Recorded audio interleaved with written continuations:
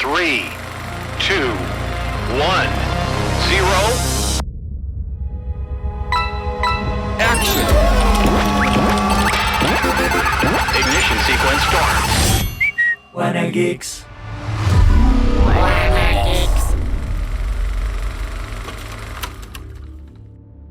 La guerra es parte de la naturaleza. Mira a tu alrededor, Owen. Cada ser vivo en esta selva está tratando de asesinar al otro.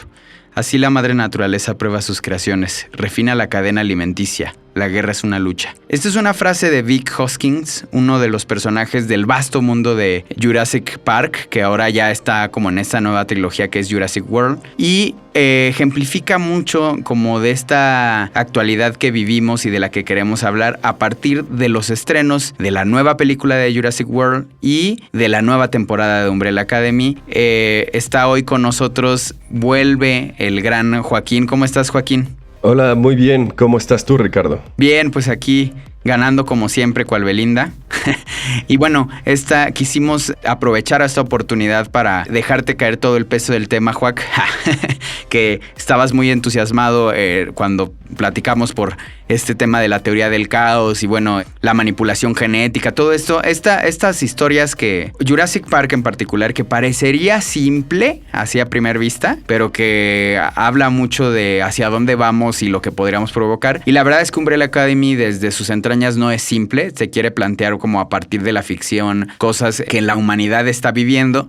Pero quisiera escucharte, Joaquín, ¿qué perspectiva tienes de, por ejemplo, la nueva película que viene o de la nueva temporada de Umbrella Academy? Bueno, creo que son temas diferentes y se abordan desde diferente, digamos, tradición literaria. Y tienes razón en cuanto a que el Jurassic Park está muy simplificado. No es simple. Si tú has leído los libros, es una ciencia ficción muy dura.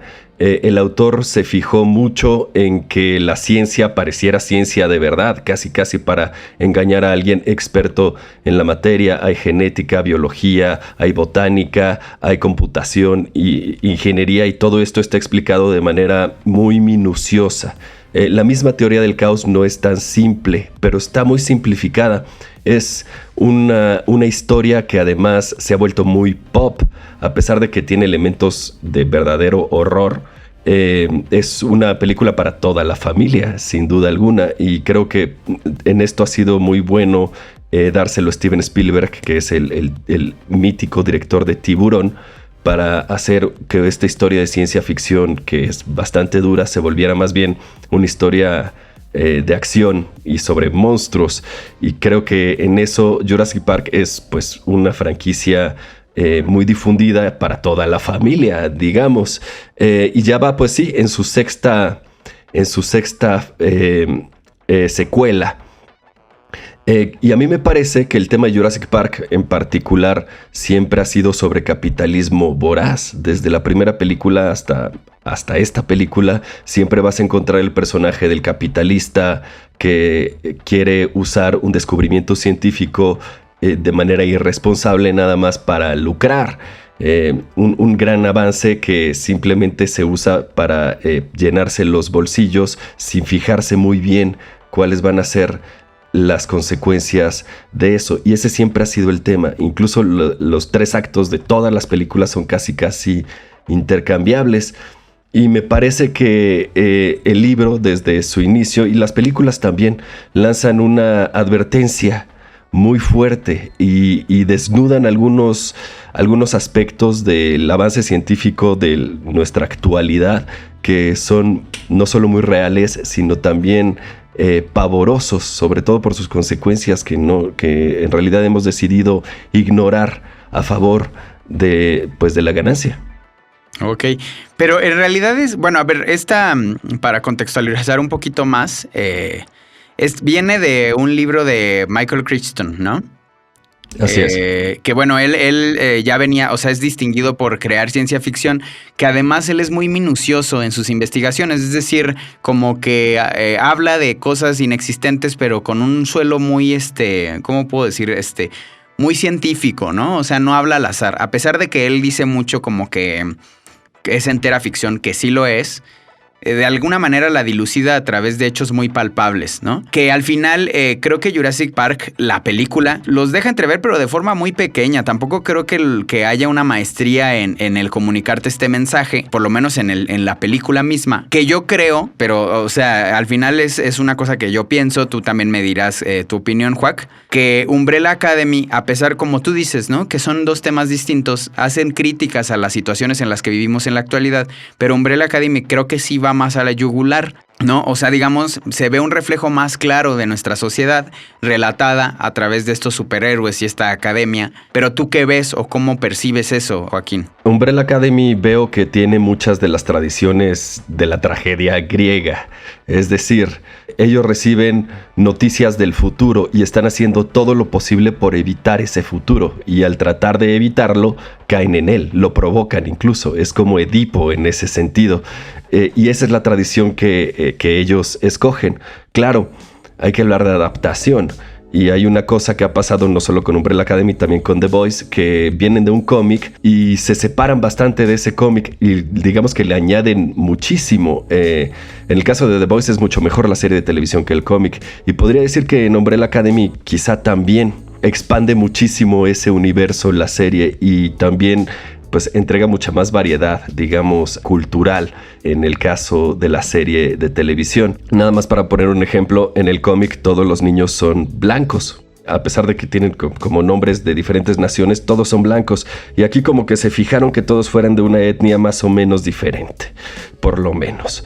Y también, digamos, hay un personaje homosexual que en el cómic, pues, digamos, no es tan así. A mí me gusta la serie, pero sí creo que tiene que ver con todos sus temas de viaje en el tiempo y de mover la realidad. Es que no se puede evitar el destino cuando el destino ya está escrito, que simplemente lo vas a provocar. Claro, o sea, digamos que el core de la serie, yo también coincido que es ese, ¿no? Incluso sus finales de temporada radican en el peso que eso implica, ¿no? Justo en la nueva vamos a ver estas nuevas personas que llegan, digamos, de otra academia y que están involucrados también con cuestiones del tiempo, pero creo que al ser una naturaleza también de serie, nos ejemplifica otras cosas que vivimos en la actualidad y yo lo relacionaba con Jurassic Park o Jurassic World en esta nueva trilogía, porque creo que este tema por la manipulación genética, pues, ¿no? Y por como los intereses personales por encima de todas las cosas. Eso era lo que creo que esta serie de Umbrella Academy también te llega a tocar a lo largo de los capítulos. Pero más allá de lo que yo perciba, ¿por qué crees que, por ejemplo, Umbrella Academy, que es un cómic que se está recuperando actualmente, y Jurassic Park, que fue una película de hace años y ahorita pues siguen en boga, ¿no? ¿Por qué crees que son relevantes estos temas hoy en día, Joaquín? O por lo menos o cómo te los presentan y estas franquicias y las franquicias estas en sí mismas. Umbrella Academy tiene muchos temas familiares. Es una familia que está extrañada desde el principio, incluso se odian y van casi a fuerzas al funeral del padre y al final terminan de una manera muy unidos, incluso cuando se lanzaron los unos contra los otros. También es interesante el personaje de Whisper, que en el cómic no nada más es manipular a las personas, su superpoder, sino manipular la realidad. Dice de repente, escuché un rumor de que este edificio había sido construido con materiales baratos y el edificio se cae. Entonces, al silenciarla, también refuerza este tema de que el destino no se puede manipular, de que por más que quieras, todas las salidas de emergencia van a ser clausuradas. No puedes evitar lo que los dioses ya dijeron. Y tiene, pues te digo, estos temas domésticos, estos temas que, digamos, son más guiados por los personajes. En el caso de Jurassic Park, y como bien dices, su ciencia es dura, por eso le llaman ciencia ficción dura, porque está muy basada en ciencia de verdad. Tiene una crítica tremenda. El libro fue publicado en 1990 y para 1993 la película ya estaba saliendo, entonces también tuvo un impacto muy importante en la cultura popular desde el principio. Y me parece que tienes razón con lo de la manipulación genética. El caso de Jurassic Park es diferente porque esta manipulación genética tiene que ver con propiedad intelectual. y es muy corporativo. Entonces quizá la pregunta es, ¿puedes poseer formas de vida? Es decir, ¿pueden ser de tu propiedad intelectual una forma de vida? Y todo esto empezó hace ya mucho tiempo, porque aunque los derechos de patente antes tenían la idea de que tú podías registrar cualquier cosa que sacaras de la naturaleza y le hicieras un proceso y fuera, digamos, un producto nuevo, de repente esto empezó a cambiar. Por ahí de 1980, un científico de General Electric registró a su nombre una bacteria que podía comer petróleo. Y hubo un gran juicio que se fue hasta la Suprema Corte. Y decidieron que cualquier cosa que fuera básicamente hecha por el ser humano podía ser susceptible de derechos de autor. La cosa es que antes esto no se podía porque teníamos la idea de que no podías registrar lo que fuera natural, lo que fuera parte de la naturaleza. Pero entonces, ¿qué es lo natural a final de cuentas? Se expandieron mucho los derechos de propiedad intelectual y mientras se van expandiendo, pues van ganando terreno sobre ciertas cosas que antes eran tabú. Esto es preocupante cuando se trata de la patente de organismos vivos porque se puede expandir hasta material de origen humano. Por ejemplo, el 20% del genoma humano es explícitamente reclamado como propiedad intelectual de los Estados Unidos. Y que eso es una locura, ¿no? Digamos que una locura en cuanto a lo que implica, ¿no? Hablando de manipulación genética, digamos que entre los años 30 y 40 fue cuando las experimentaciones nazis estuvieron así a la orden del día y que hubo mucho investigación sobre eso, ¿no? Que los rumores dictan que cuando cayó todo este tema nazi, ahora sí que las naciones se repartieron esa información a lo largo de o sea, Estados Unidos con la CIA, los rusos con su respectivo, ¿no? Y que se siguieron estas experimentaciones. Esto, más allá de ser rumores, lo que es verdad es que, pues no sé, como que en estos años 2000 es cuando ya toma mucha fuerza, cuando ya se tiene una investigación como hecha y derecha, presentada al público y demás. Y por ahí yo escuchaba algo que me parece que tiene relevancia o tiene que ver totalmente con estas dos series, como esta manipulación genética en pro de la humanidad, ¿no? Se plantea así en pro porque podías hacer como que el ser humano fuera mejor en muchos de sus de lo que significa. Pero como que democratizando la teoría genética de beneficiar al ser humano, ¿qué piensas tú de este tema, Joaco? ¿O a dónde crees que nos podría llevar? Por ejemplo, ya nos comenzaste diciendo que pues es una propiedad intelectual de Estados Unidos, ¿no? Pero ¿qué más crees que haya aquí? ¿Hacia dónde nos está llevando la tecnología en este tema? Es muy buena pregunta y es, creo, aquí donde entra la teoría del caos, precisamente, que el personaje de Jeff Goldblum más o menos lo explica en la primera película de manera, yo creo que bastante sintética y clara. Pero es tan compleja la teoría del caos que muchos han tratado de simplificarla y ha recibido este apodo del efecto mariposa. Pequeñas variaciones en un sistema complejo pueden crear grandes diferencias, efectos a veces catastróficos. Una vez que introduces una nueva variable, por ejemplo, una modificación genética en el ser humano o en las plantas o lo que sea, los resultados no son predecibles y mucho menos controlables. Es un sistema infractal. En la novela, este personaje, Ian Malcolm, predice que el parque jurásico va a fracasar porque una vez que traes un organismo que no forma parte de nuestro ambiente actual, las consecuencias pueden variar muchísimo. Por ejemplo, ya en la segunda novela, el hecho de que haya dinosaurios paseándose por Costa Rica no nada más crea un problema, digamos, ecológico muy grave y en cuanto al sistema, los animales y la población, sino que también trae enfermedades al ser humano que no eran conocidas. Digamos que el ejemplo de la vida real para esto serían los transgénicos. Claro. Suena económicamente viable modificar el genoma de una planta para que sea más resistente a una plaga o a la sequía, pero los efectos sobre el medio ambiente y sobre la salud de los seres humanos son completamente desconocidos. Y una vez que el polen de una semilla, de lo que sea, empieza a existir en la naturaleza, se lo lleva el viento y empieza a afectar sobre otras plantas y animales, no sabemos qué pueda suceder y por supuesto que no lo podemos controlar. Estos son los monstruos, los problemas de los que advertía la novela 1990 y que no hicimos caso en su momento. Y quizá estamos empezando a ver algunos de los efectos. Claro, de hecho, déjenme, les comparto una anécdota personal. tengo la oportunidad de trabajar en una documentación sobre el efecto justo de los transgénicos en la sociedad. Y al final esto surge ya después de que vemos los resultados catastróficos, ¿no? Porque las cosas que hemos podido platicar con las personas es que dijeron, oye, ¿sabes qué? Hay que empezar a entrarle de nuevo como a esta forma de la utilización de la tierra de forma antigua o orgánica o tal, porque ha habido, o sea, me han compartido que hay poblaciones donde ya la gente, así, todos los niños están naciendo sin brazos. O sea, hay anécdotas donde literalmente todo lo que te estás comiendo, el caldo huele a puro químico de laboratorio. Entonces, estos son nuestros dinosaurios, ¿no? O sea, así es. Así como dices, creo que es una buena analogía de decir, ok, no andan dinosaurios caminando por ahí, pero hay ya estos alimentos que quién sabe qué estamos consumiendo. Por ahí una vez una nutrióloga me comentó, ahora, yo les doy este comentario y ustedes cada quien piensa lo que quiera, pero una nutrióloga me dijo, lo que tú comes y lo que la gente anda comprando como carne no es carne. O sea, ya quién sabe qué, para que la población pueda seguir consumiendo esto.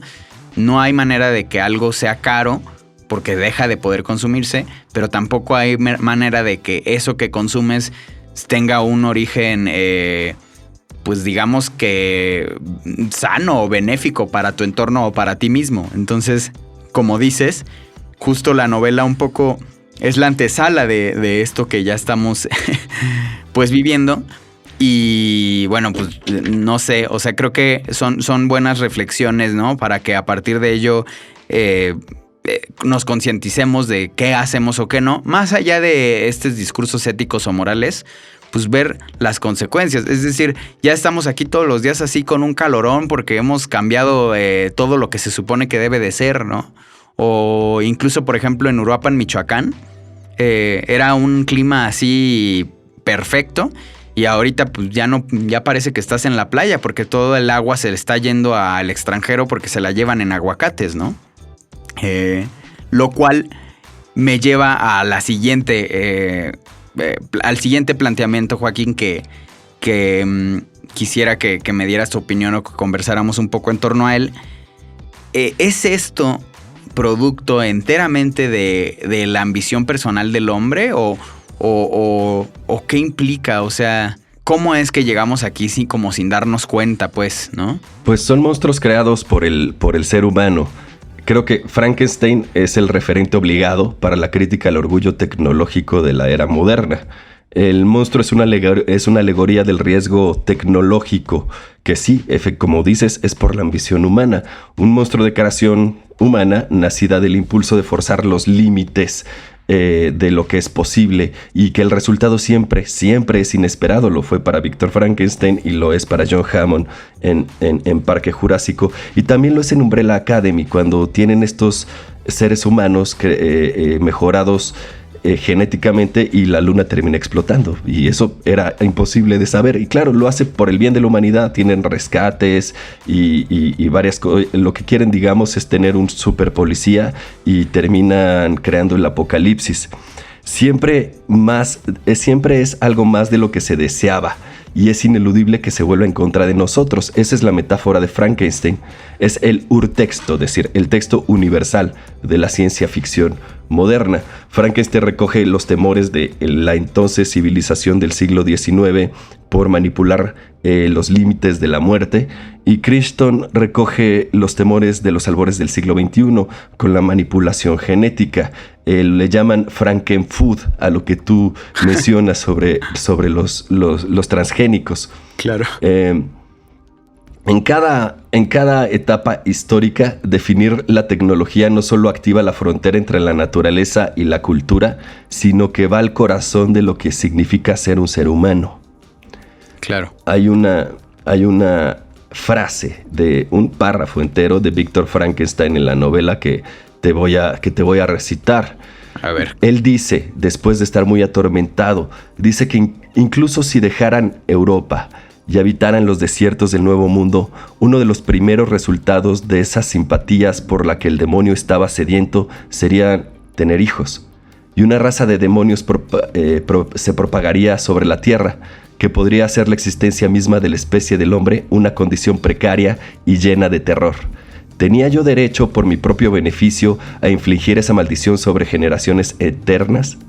Me estremecí al pensar que las edades futuras podrían maldecirme como su plaga, cuyo egoísmo no había dudado en comprar su propia paz al precio quizá de la existencia de toda la raza humana. Wow, es muy significativo, ¿no? Porque yo creo que ahí Mary Shelley se pregunta cosas para consigo misma, ¿no? O sea, Frankenstein es una, lo plantea así, una aberración, pero porque también al tener estos pensamientos es que uno se cuestiona a sí mismo, ¿no? Así de hasta dónde debería yo llegar, como desde un interés personal, ¿no? O sea, y a lo mejor, como decimos, lo más grave o lo más problemático del interés personal es que, aunque sea bondadoso para con tu sociedad, puede acabar de forma catastrófica, ¿no? Incluso creo que no es que pueda, sino es seguramente va a acabar de forma catastrófica. Alguna vez compartí yo aquí en estos podcasts que algún amigo de danza, yo lo considero un artista en toda la extensión de la palabra, me decía que aquellos pensamientos que fueran fijos, y él se refería a la danza, ¿no? Me decía algunas corrientes dancísticas, ¿no?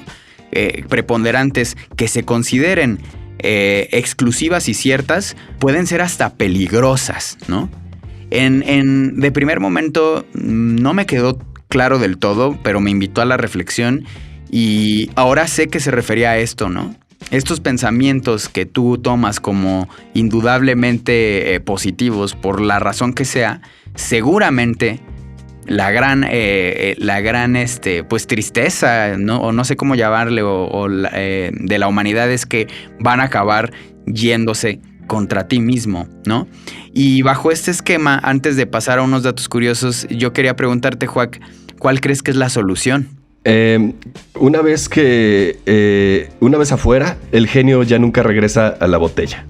Ese es el problema. Una de las tesis que tiene Ian Malcolm en Jurassic Park sobre toda esta teoría del caos es que pone en duda la teoría de la extinción del meteorito. Se llama meteorito de Álvarez porque fue un científico Álvarez el que descubrió que en cierta capa de la Tierra había mucho iridio, un elemento que no es común en la Tierra, pero es muy común en los asteroides. Y decidió que en ese momento un gran asteroide había chocado con la Tierra y había provocado, consecuencias planetarias. Y que había tapado el Sol y eso había matado vegetación y animales y por eso todos los dinosaurios se extinguieron más o menos en la misma época. Pero lo que plantea el libro es que muchas veces las extinciones masivas no son provocadas por un hecho fortuito. No va a caer un meteorito cada 26 millones de años. Las extinciones masivas muchas veces, según este libro, son provocadas por acción de la misma especie que se extingue. Oh, qué interesante, ¿no? Ajá, claro, porque usa a los dinosaurios, a este Frankenstein, este monstruo creado por el hombre, como una metáfora que debe reflejarse en nosotros. Que nosotros estamos llevándonos a nuestra propia extinción por negligencia y por ambición. Quizá no nos importa. Hoy compartía la noticia de que el Salt Lake de Utah se está secando. Hay una ciudad que recibe el nombre por ese lago, Salt Lake City. Y pues ya no va a tener el lago. Esa ciudad vive no solo del turismo, sino de un montón de proyectos de minería que están basadas en que el lago exista. Y pues cada vez estamos provocando la muerte de nuestras ciudades, la muerte de nuestro ambiente y pues de nosotros. Y quizá no nos importa tanto. Ok, eso es interesante. Pareciera que no, porque nos estamos muriendo. Pero al mismo tiempo, pues cada vez somos más. Entonces hay como una ambigüedad ahí. Quiero pasar a unos datos curiosos y también creo que los podemos comentar un poco y luego ya la conclusión. A ver, la novela de Parque Jurásico fue escrita por Michael Crichton, como ya comentamos, se publicó en el 90. Pero lo interesante es que antes de que se publicara, Steven Spielberg compra los derechos, con la empresa con la que él iba a producir la película y la empieza a preproducir. Es decir, Spielberg dijo, este hombre me gusta, esto va a tener relevancia, y compra antes de saber qué diablos venía en la novela. Entonces muchas de las cosas, o sea, fueron como prepensadas, ¿no? Imaginando que había escrito Michael Crichton. Imagínate tener ese nombre, ¿no? Así yo hablar y decir, oigan, voy a empezar a escribir tal cosa, y me habla Warner y me dice, te la compro sin que exista, ¿no? Eso me pareció curioso. Luego, otro dato curioso, y que también creo que no es tan mencionado en Jurassic Park, es que también tiene grandes influencias de la novela de Arthur Conan Doyle, que es El Mundo Perdido. Tan es así que incluso la primera era Jurassic Park, El Mundo Perdido, ¿no?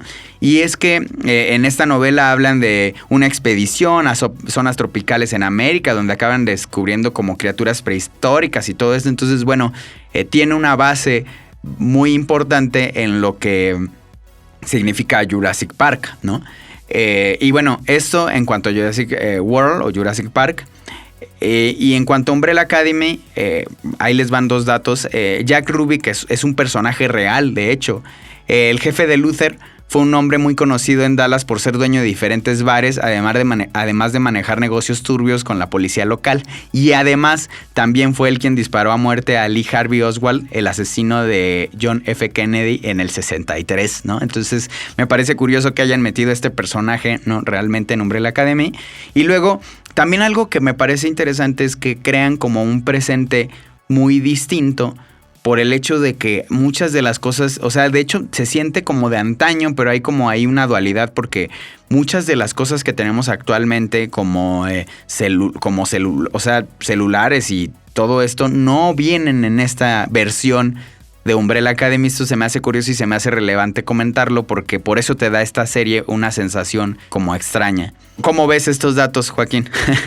Están muy interesantes. Este retrofuturismo mezclan ahí como varios géneros, ¿no? Que el género de superhéroes, que quizá podría considerarse como su propia cosa.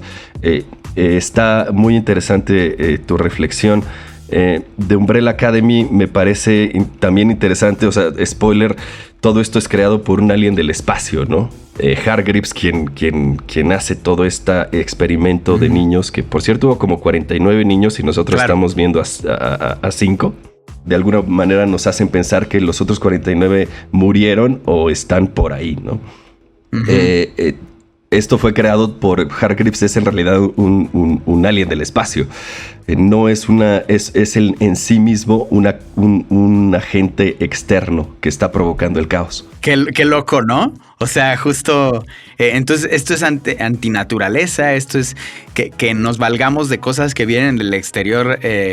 Yo creo que nos deslinda de nuestras responsabilidades. No es cierto, ¿eh? Pero podría ser una metáfora para con nosotros mismos, ¿no? Con nuestras personas. Había por ahí, hace poquito comentaba, alguien me decía, oye, pero ¿cómo lo puedes hacer responsable? ¿Cómo no lo puedes hacer responsable si se trata de él? Digo, bueno, pero es que su contexto, pero él...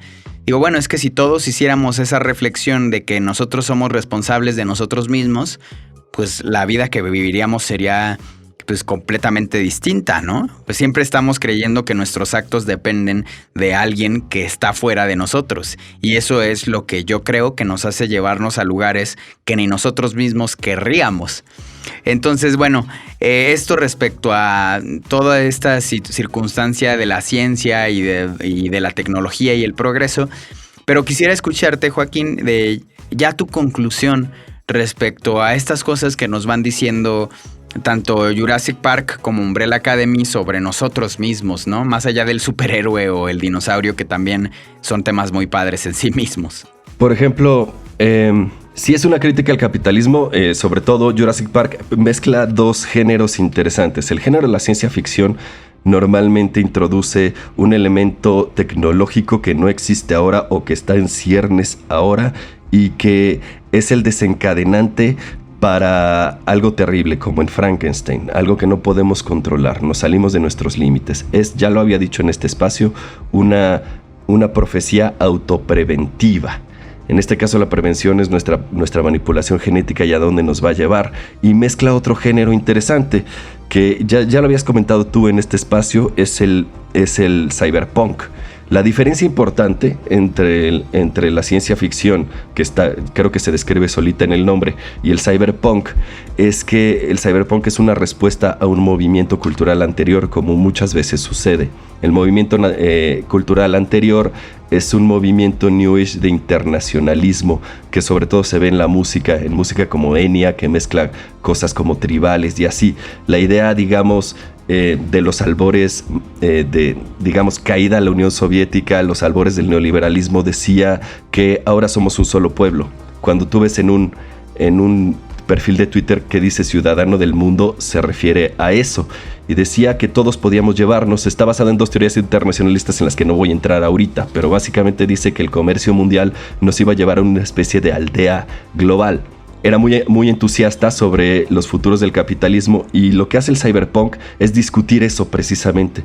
El cyberpunk plantea que así como vamos, esta realidad mercantilista capitalista no nos va a llevar a un mejor mundo, sino todo lo contrario. Vamos a tener un mundo dominado por corporaciones en donde vamos a perder nuestra humanidad. Vamos a crear incluso nuevos estratos y formas de esclavismo. Plantea un mundo afectado por la contaminación, muy probablemente la contaminación nuclear, en donde entra también, lo habíamos mencionado antes, el transhumanismo, en donde cada vez somos menos los humanos que solíamos ser y empezamos a ser o más máquinas o más animales o algo deforme y afectado por radiación. ¡Qué fuerte! Exacto, y donde pues vivimos en calles sucias donde efectivamente se ve la culturalidad internacional, pero se ve en muy baja calidad de vida y de personas. Claro. Ya lo había dicho antes, baja humanidad, alta tecnología. Esto también lo plantea Jurassic Park. Plantea una realidad en donde el hipercapitalismo nos lleva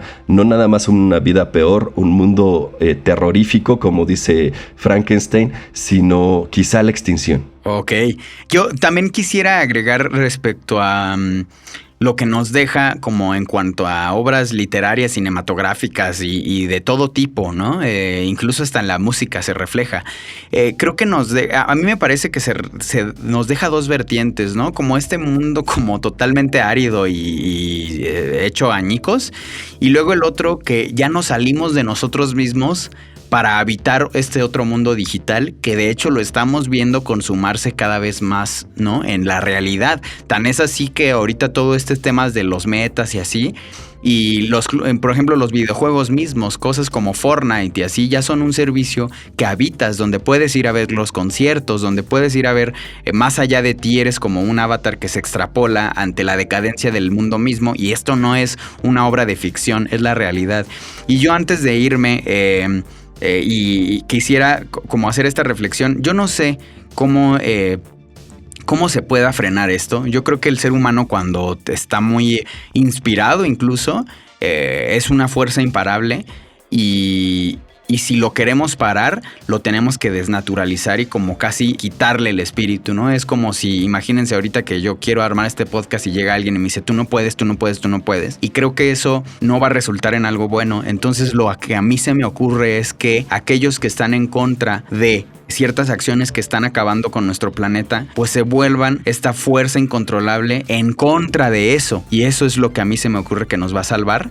Bueno, esto es así una reflexión propia. Muchas gracias Joaquín, de verdad tenerte de regreso me emociona mucho, siempre es bien enriquecedor escucharte. Ya no te vayas tanto tiempo, ¿no? Porque es importante reflexiones como las tuyas, y lo que más disfruto es escuchar todos los como que documentos que nos puedes dar aledaños a tus opiniones y al tema mismo, que nos hace que este podcast, para mi gusto, pueda ser interminable, porque te invita a explorar y explorar y explorar, y ojalá eso estemos despertando también con este tema de Umbrella Academy y Jurassic Park. Y bueno, muchas gracias Héctor en los controles, y muchas gracias a Audiocentro. Recuerden escuchar el diario Wanna Geeks News y bueno, el Wanna Geeks extendido normal que siempre tenemos para ustedes todos los viernes. Y bueno, pues de nuevo muchas gracias Héctor, muchas gracias Joaquín, y nos escuchamos hasta la próxima.